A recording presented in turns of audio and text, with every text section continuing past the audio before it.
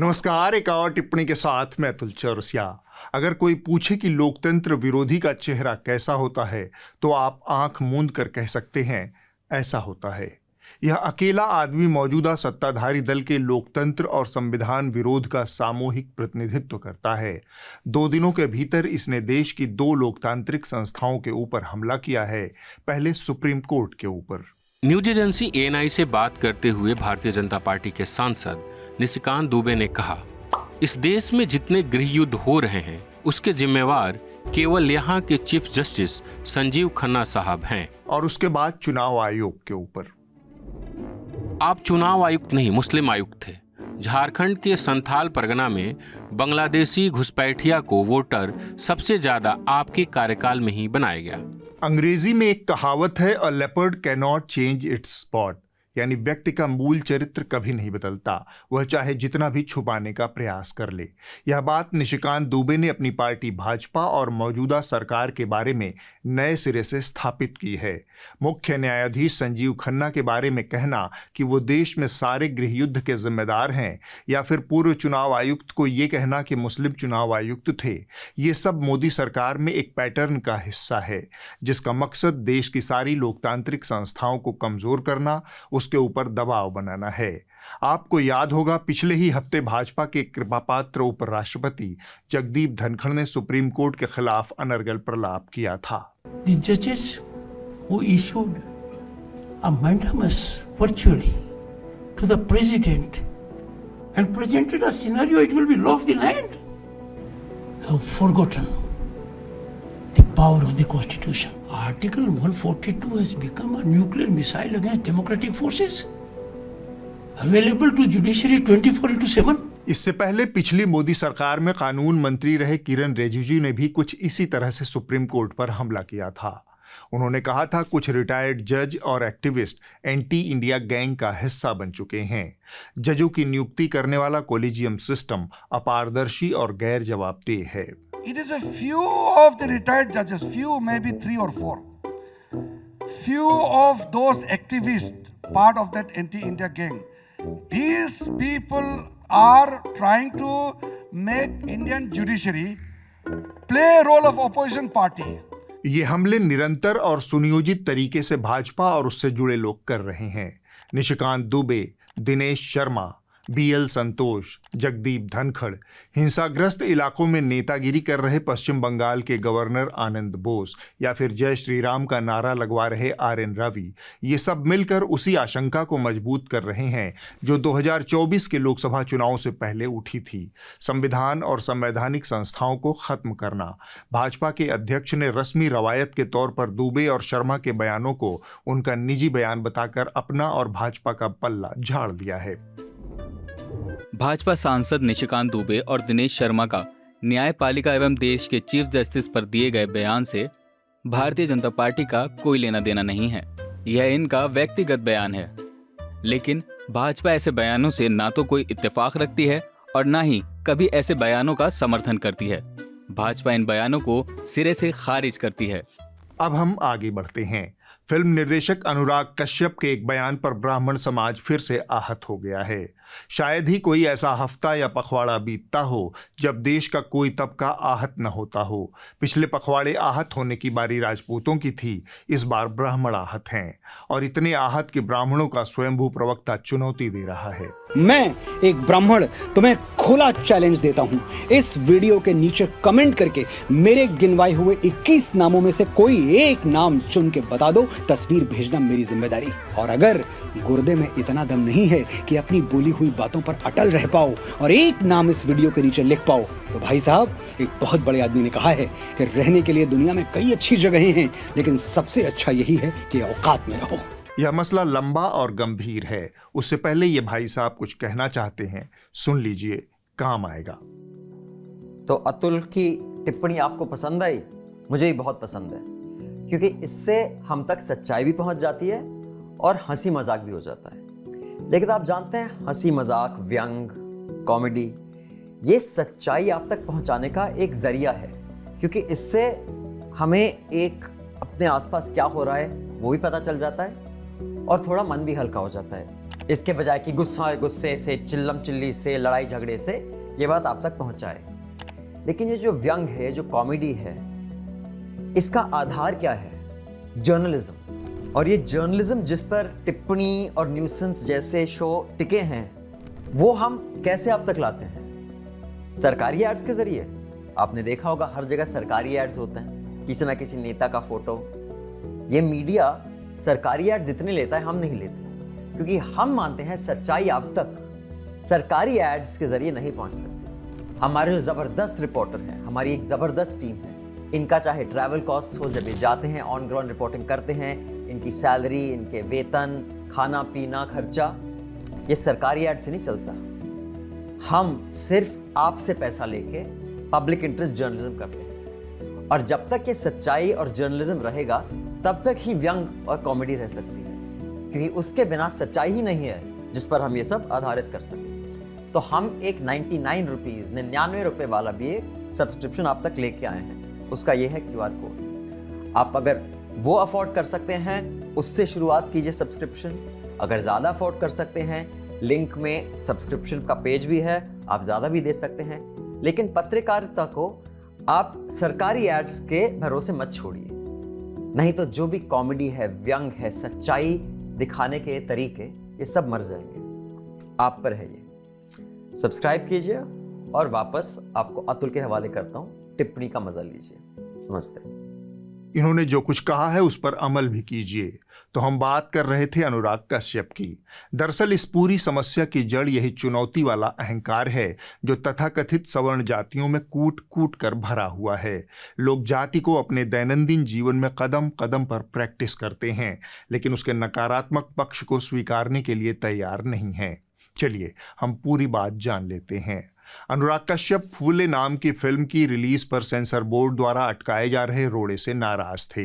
उन्होंने इंस्टाग्राम पर एक पोस्ट लिखकर इसका विरोध किया। धड़क 2 की स्क्रीनिंग में सेंसर बोर्ड ने बोला, मोदी जी ने इंडिया में कास्ट सिस्टम खत्म कर दिया है। उसी आधार पर संतोष भी इंडिया में रिलीज नहीं हुई। अब ब्राह्मण को प्रॉब्लम है फूले से। भैया, जब कास्ट सिस्टम ही नहीं है तो काहे का ब्राह्मण? कौन हो आप? आपकी क्यों सुलग रही है? जब कास्ट सिस्टम था ही नहीं तो ज्योतिबा फूले और सावित्रीबाई क्यों थे? इसी पोस्ट पर एक यूजर के कमेंट का जवाब देते हुए अनुराग ने कहा, मैं ब्राह्मणों पर मोतूंगा, कोई दिक्कत?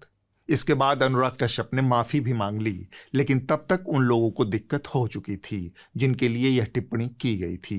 बवाल बढ़ता देख उन्होंने इंस्टा पर एक और पोस्ट लिखी। इस पोस्ट में उन्होंने कहा है कि वो सिर्फ उस एक लाइन के लिए माफी मांग रहे हैं जिसको लेकर विवाद हो रहा है।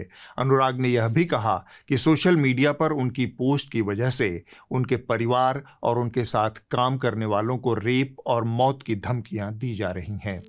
मैं गुस्से में किसी को एक जवाब देने में अपनी मर्यादा भूल गया और पूरे ब्राह्मण समाज को बुरा बोल डाला। वो समाज जिसके तमाम लोग मेरी जिंदगी में रहे हैं, आज भी हैं और बहुत कंट्रीब्यूट करते हैं। आज वो सब मुझसे आहत है, मेरा परिवार मुझसे आहत है। बहुत सारे बुद्धिजीवी जिनकी मैं इज्जत करता हूँ, मेरे उस गुस्से में, मेरे बोलने के तरीके से आहत है। मैं खुद ही ऐसी बातें करके अपनी ही बात को मुद्दे से भटका दिया। मैं तहे दिल से माफी मांगता हूँ। अनुराग भाई को मूतने के लिए शौचालय का इस्तेमाल करना चाहिए। स्वच्छ भारत अभियान के तहत मोदी जी ने पूरे देश में बड़ी संख्या में शौचालय बनवा दिए हैं। यह देश अब आधिकारिक रूप से ओपन डेफिकेशन से मुक्त है। अब आप देश की राजधानी दिल्ली में जहां तहां लोटा लेकर घूम रहे लोगों की फोटो मत शेयर करिए, हमें पता है। अनुराग कश्यप को यह बात समझनी चाहिए कि इस देश में दूसरों के ऊपर मूतने का अधिकार सिर्फ ब्राह्मणों के पास है। वो ब्राह्मण पहले किसी के मुंह पर मूतता है।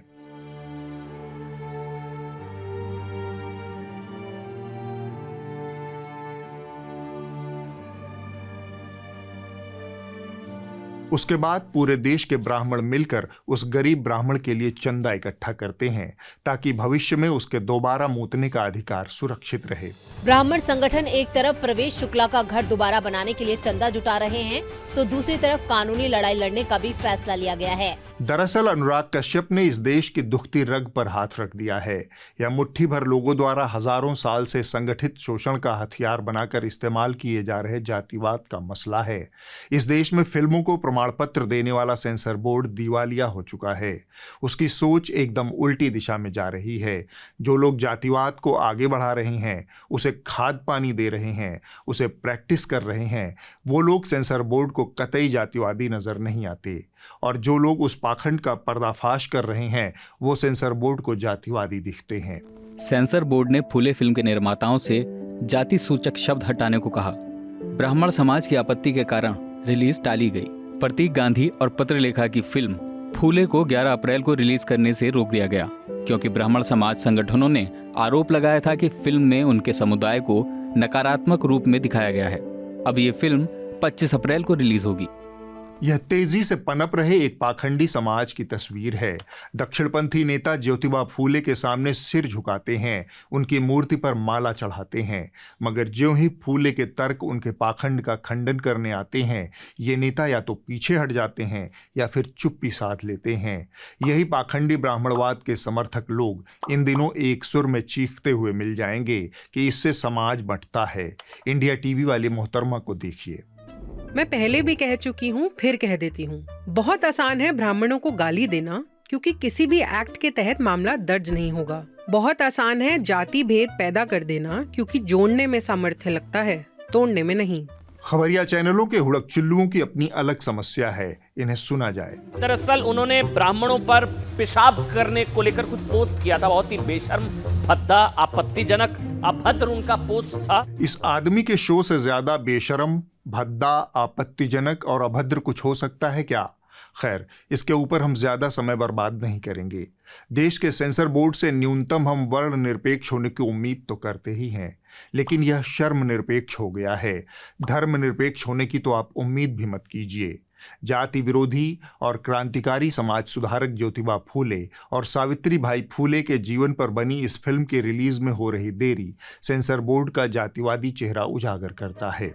इस फिल्म में जो ब्राह्मणों के खिलाफ अपमानजनक शब्द है उसको निकाला जाए, और राणा संगा हो गए या इस तरह के जो हमारे महापुरुष हैं उनके खिलाफ जो एक कुचक्र चल रहा है देश में, उसको हम लोग बर्दाश्त नहीं कर सकते हैं। हम लोग सब मिल करके, करणी सेना से भी हम लोग बात करेंगे और मिल करके और एक ऐसा आक्रमण करेंगे कि भविष्य में कोई इस तरह का गलत काम ना कर सके। ज्योतिबा फूले और सावित्रीबाई फूले का जीवन अतीत की पीड़ाओं, यातनाओं, गलतियों को न भूलने और उसकी जवाबदेही का आह्वान करता है, लेकिन उनके जीवन पर बनी फिल्म उस व्यवस्था का शिकार बन गई है जो चीज़ों को स्वीकार करने की बजाय उन्हें मिटा देने में विश्वास रखती है। हम बस यही चाहेंगे कि फूले दंपत्ति की विरासत के साथ बेहतर सुलूक होना चाहिए। ब्राह्मणवाद एक बीमारी है। यह पाखंड, अंधविश्वासी परंपराओं की आड़ में पूरे समाज को अंधेरे में रखने का एक संगठित उपक्रम है। इस विषय को महान विद्वान, मेरे नगरवासी और स्वयं ब्राह्मण राहुल सांकृत्यायन ने बहुत तरीके से लेखनीबद्ध किया है। अपनी किताब तुम्हारी क्षय में सांकृत्यायन लिखते हैं, जिन ऋषियों मुनियों को स्वर्ग, वेदांत और ब्रह्म पर बड़े बड़े व्याख्यान और सत्संग करने की अथाह फुर्सत थी, जो दान और यज्ञ पर बड़े बड़े पोथे लिख रहे थे क्योंकि इससे उनको और उनकी संतानों को फायदा था, परंतु मनुष्यों के ऊपर पशुओं की तरह होने वाले अत्याचारों को आमूल नष्ट करने के लिए उन्होंने कोई प्रयत्न करने की आवश्यकता नहीं समझी। उन ऋषियों मुनियों से आज के जमाने के साधारण आदमी भी मानवता के गुणों में कहीं अधिक हैं। अब आप प्रधानमंत्री नरेंद्र मोदी का यह वाला बयान देखिए। मोदी की गारंटी यानी हर गारंटी पूरा होने की गारंटी। और अब प्रधानमंत्री नरेंद्र मोदी का यह वाला बयान भी देखिए। भाजपा सरकार की पहली कैबिनेट में ही बहनों के खाते में 2,500 रुपया जमा करने का फैसला क्लियर हो जाएगा। इस बयान की रोशनी में आप कह सकते हैं कि प्रधानमंत्री नरेंद्र मोदी की गारंटी भी बाकी नेताओं की तरह एवें टाइप ही खोखली बयानबाजी है। दिल्ली की महिलाएं आज तक महिला समृद्धि योजना के पैसे का इंतजार कर रही हैं और पैसा अमावस के चांद की तरह अंधकार में विलुप्त है। जाने कब पूनम का चांद बनकर प्रकट होगा, लेकिन हम इस मसले पर थोड़ी गंभीर चर्चा करना चाहते हैं। गत दिनों महाराष्ट्र की सरकार ने लाडकी बहन योजना की 8 लाख लाभार्थी महिलाओं को लाभ का 1,500 रुपए से घटाकर 500 रुपए कर दिया। सरकार का दावा है कि ये महिलाएं दूसरी योजनाओं का लाभ पा रही हैं। हाल ही में इस योजना को लेकर एक अहम अपडेट सामने आया। सरकार ने बताया है कि अब लगभग 8 लाख महिलाओं को 1500 की बजाय सिर्फ 500 रुपए ही दिए जाएंगे। इसके कारण ये है कि इनमें से कई महिलाएं पहले से ही नमो शेतकरी महासम्मान निधि यानी MSMN से हर महीने 1000 रुपए की सहायता ले रही हैं। महाराष्ट्र सरकार का तर्क है कि इस कदम से हर महीने 80 करोड़ रुपए की बचत होगी।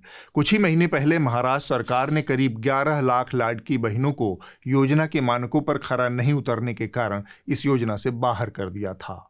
इतना ही नहीं, महाराष्ट्र सरकार ने अपने ताजा बजट में इस योजना का बजट भी 10,000 करोड़ रुपए कम कर दिया है। लड़की बहन स्कीम में फडणवीस सरकार ने घटाए 10,000 करोड़ रुपए। बताया कितना डाल चुकी रकम। प्रारंभिक अनुमान के अनुसार वित्त वर्ष 2024-25 के लिए इस योजना का बजट 46,000 करोड़ रुपए रखा गया था, जिसे अब घटाकर 36,000 करोड़ रुपए कर दिया गया है। अब लगे हाथ आप मध्य प्रदेश का हाल भी जान लीजिए। मध्य प्रदेश सरकार ने लाडली बहन योजना के बजट में 315 करोड़ रुपए की कटौती कर दी है। लगे हाथ मध्य प्रदेश सरकार ने भी 3,35,000 से ज्यादा महिलाओं को लाडली बहन योजना के दायरे से बाहर का रास्ता दिखा दिया है। कारण यहां भी वही बताया गया है, महिलाएं पात्रता के मानकों को पूरा नहीं करती। मध्य प्रदेश की मोहन यादव सरकार ने महिलाओं के लिए चलाई जा रही प्रमुख लाडली बहना योजना के बजट में भारी कटौती का फैसला लिया है। वित्त वर्ष 2025-26 बजट के तहत लाडली बहना योजना के लिए 18,669 करोड़ रुपए का आवंटन किया गया है। ये बजट वित्त वर्ष 2024-25 में 18,984 करोड़ रुपए का था, यानी अब 315 करोड़ रुपए का अंतर आ रहा है। दरअसल यह मामला चुनाव से पहले और चुनाव के बाद बदले हालात से जुड़ा है। इसका मोदी जी के वादों और गारंटियों से कोई लेना देना नहीं है। जो सरकार चुनाव के पहले 3 महीने का पैसा एक साथ लोगों के खाते में जमा करवा देती है, वो चुनाव के बाद महिलाओं की पात्रता खोजने लगती है, जैसा कि महाराष्ट्र में हुआ। मुख्यमंत्री माझी लड़की बहन योजना का क्रियान्वयन जुलाई 2024 से शुरू हो गया है। इस योजना के तहत महाराष्ट्र में पात्र बहनों के खातों में हर महीने 1500 रुपए सीधे जमा कर दिए गए हैं। सरकार ने जुलाई, अगस्त और सितंबर 2024 के महीनों की लाभ पात्र बहनों के खातों में पहले ही जमा कर दिए हैं। साथ ही राज्यों में 2 करोड़ 34 लाख पात्र बहनों को 4 से 6 अक्टूबर 2024 के बीच अक्टूबर और नवंबर के महीनों का लाभ दिया जा चुका है। महिलाओं को मिलने वाली कोई भी सरकारी योजना या फिर सहायता जिससे उनका सशक्तिकरण होता है, उसका हर हाल में समर्थन करना चाहिए। महिलाओं को आर्थिक आज़ादी मिलना बहुत ज़रूरी है, लेकिन नगद सरकारी योजना के साथ लोकतंत्र की एक बहुत महत्वपूर्ण और संवेदनशील प्रक्रिया भी जुड़ी हुई है, जिसे चुनाव कहते हैं। चुनाव में मतदाता किसी भी तरह के आर्थिक प्रलोभन, लोभ और लालच के असर से मुक्त होकर वोट करना चाहिए। उसके ऊपर किसी भी तरह का आर्थिक लाभ हावी नहीं होना चाहिए। लेकिन महाराष्ट्र में जो हुआ वह इसके एकदम विपरीत है। चुनाव से महज 1 महीने पहले करोड़ों महिलाओं के खाते में 3 महीने की एडवांस राशि का भुगतान किया गया और फिर चुनाव के बाद उनमें से बहुत सारी महिलाओं को अयोग्य घोषित कर दिया गया। जाहिरन यह चुनाव से पहले उन्हें आर्थिक लालच देकर वोट बटोरने की नीयत से किया गया। इसने निश्चित रूप से चुनावों पर असर डाला। यहाँ चुनाव आयोग और चुनावी प्रक्रिया में सुधार का एक व्यापक दरवाजा खुलता है, जिसके ऊपर पहले ही कई तरह के आरोप लग चुके हैं। चुनाव आयोग ने गाइडलाइंस द्वारा इस स्टैट्यूटरी रूल नियम को बदला है। वो नहीं किया जा सकता कानून में। गाइडलाइंस द्वारा किसी रूल को नहीं बदला जा सकता। इलेक्शन कमीशन मर गया है। इलेक्शन कमीशन को जांच करनी चाहिए कि जो मरे हुए लोग थे उनके वोट कैसे पड़ गए, और अगर वोट पड़े हैं तो प्रिसाइडिंग ऑफिसर और जो संबंधित अधिकारी उनके खिलाफ कार्रवाई क्या करना है इलेक्शन कमीशन। चुनाव आयोग और चुनावी प्रक्रिया में सुधार तब दूर की कौड़ी नजर आने लगते हैं जब निशिकांत दुबे जैसे लोग चुनाव आयुक्तों पर ही हमला बोल देते हैं। बीते हफ्ते एक और सुप्रीम कोर्ट में वक्फ संशोधन बिल के विरुद्ध दायर की गई याचिकाओं पर सुनवाई जारी थी। दूसरी तरफ पश्चिम बंगाल का मुर्शिदाबाद जिला हिंसा की आग में जल रहा था। दरअसल मुर्शिदाबाद के जंगीपुर में वक्फ कानून के विरोध में एक रैली का आयोजन हुआ, जिसमें हजारों लोग जुटे। इन सब की मांग थी कि सरकार इस विवादित कानून को वापस ले, मगर देखते ही देखते ये विरोध प्रदर्शन उग्र हो गया। हिंसा भड़क उठी, गाड़ियों में तोड़फोड़ और आगजनी होने लगी। यहाँ तक कि पुलिस की गाड़ियों को भी आग के हवाले कर दिया गया। हालात इतने बिगड़े कि काबू पाने के लिए पुलिस को आंसू गैस के गोले छोड़ने पड़े। जब देश में कहीं आग लगी हो और खासकर आग विपक्षी दल के किसी सूबे में लगी हो, तब खबरिया चैनलों की मुहमांगी मुराद पूरी हो जाती है। पाकिस्तान और बांग्लादेश से कम पर तो कोई बात ही नहीं करता। जिन खबरिया चैनलों पर आपको यह खबर नहीं मिली कि वक्फ संशोधन विधेयक में नया क्या है, इसमें दिक्कतें क्या हो सकती हैं, उन्हीं हुड़कचुल्लू एंकराओं के शो पर 24 घंटे हिंसा, पलायन और हिंदुओं के मारे जाने की एक तरफा कहानियां प्रसारित की जा रही हैं। बंगाल में वक्फ कानून के नाम पर जिस तरह की हिंसा हुई, हिंदुओं पर हमले किए गए, हिंदुओं के घरों को जला दिया गया, वो सामान्य बात नहीं है बॉस। वक्फ विरोधी दंगों में मंदिरों पर हमले क्यों? 8 अप्रैल से बंगाल में हिंसा की शुरुआत हुई, जिसकी वजह से बंगाल के एक हिस्से में हिंदू खुद को डरा हुआ महसूस कर रहा है। अपने ही देश में शरणार्थी बनने को मजबूर है। मुर्शिदाबाद में 70% आबादी मुस्लिम समुदाय की है, जो ममता बनर्जी का कोर वोट बैंक माना जाता है। बंगाल में हिंदुओं के दर्द का सही इलाज क्या है? इन चैनलों ने यह नहीं बताया कि देश का सुप्रीम कोर्ट भी मानता है कि वक्फ का संशोधित विधेयक संविधान की मूल भावना के खिलाफ है। इसके कई प्रावधान ऐसे हैं जिन पर सरकार को फिर से विचार करना चाहिए। सुप्रीम कोर्ट ने इस कानून पर स्टे तो नहीं लगाया, लेकिन इसके 3 प्रावधानों को लागू करने से रोक लगाते हुए 5 मई को अगली सुनवाई की तारीख तय की है। सुप्रीम कोर्ट ने वक्फ कानून के कुछ प्रावधानों पर अंतरिम रोक लगा दी है। कोर्ट ने कहा है कि इस मामले में अगली सुनवाई यानी 5 मई तक वक्फ बाय यूजर के स्वरूप को किसी भी तरह से लागू नहीं किया जाएगा। ना तो उसे डिनोटिफाई किया जाएगा, ना ही कलेक्टर उसे बदल पाएगा। इस सब की बजाय चैनलों पर डिबेट का मुर्गा जमकर लड़ाया गया। ममता बनाम योगी जैसे घिसे पिटे जुमले रटे गए। जनता भी अब दंगाइयों के इलाज के लिए योगी मॉडल की बात कर रही है। लोग कह रहे हैं कि बंगाल जैसी हिंसा यूपी में होती तो अब तक योगी सरकार ने दंगाइयों का ट्रीटमेंट कर दिया। बंगाल में जो हालात हैं उससे निपटने के लिए योगी आदित्यनाथ जैसे मुख्यमंत्री की जरूरत है।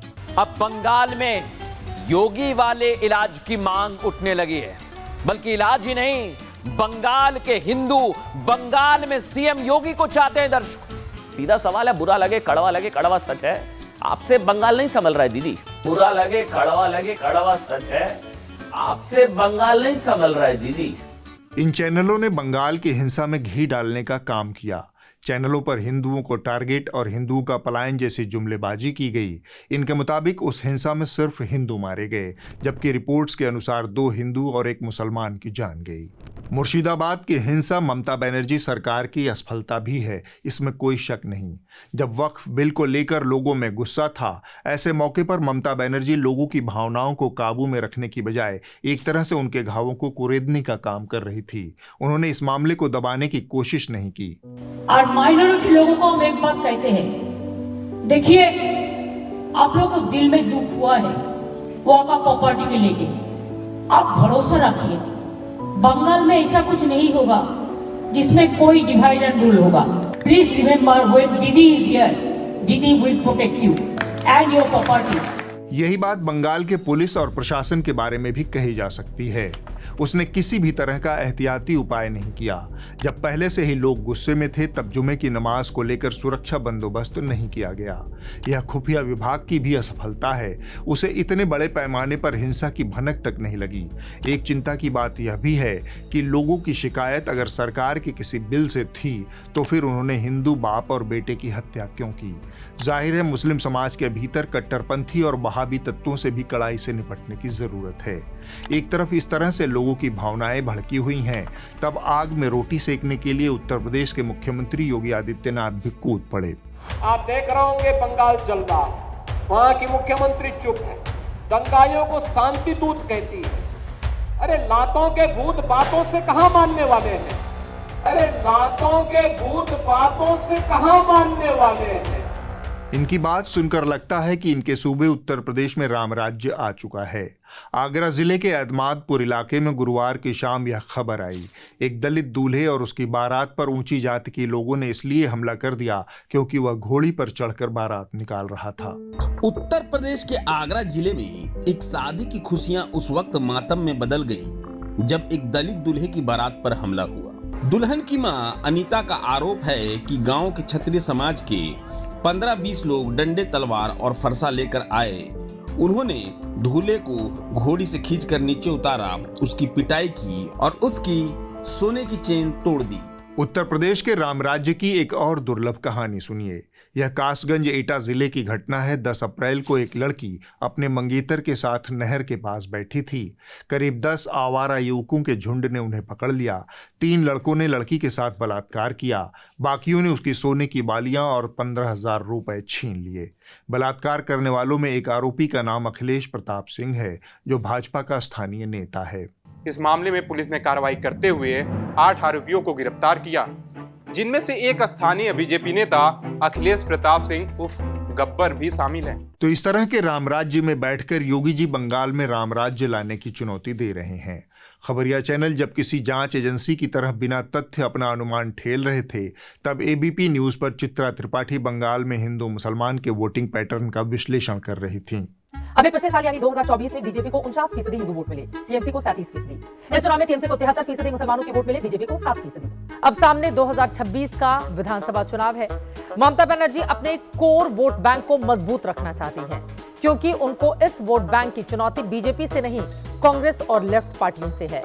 ममता अगर तुष्टीकरण की राजनीति नहीं करेंगी तो फिर उनके लिए सत्ता में बने रहना मुश्किल साबित हो सकता है। और अब एक हिंदुस्तानी के लिहाज से बुरी खबर।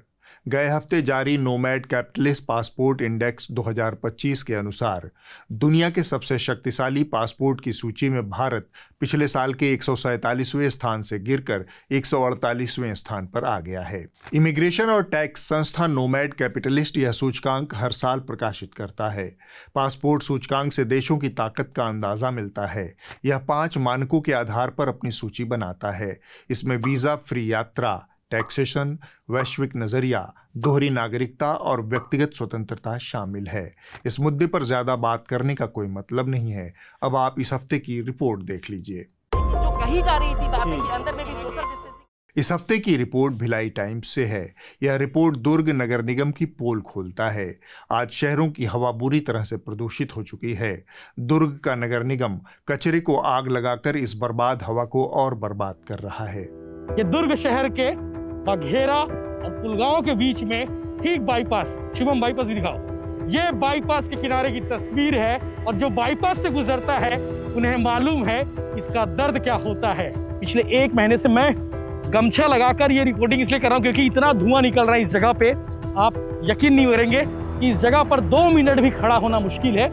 लेकिन शहर की तस्वीर भी दिखानी चाहिए कि बदहाल किस तरह से हमारे इकोसिस्टम को किया जा रहा है, हमारे पर्यावरण सिस्टम को किस तरह से हमारे जिम्मेदार अधिकारी बर्बाद करने में तुले हुए हैं। अगले हफ्ते होगी एक और टिप्पणी। नमस्कार।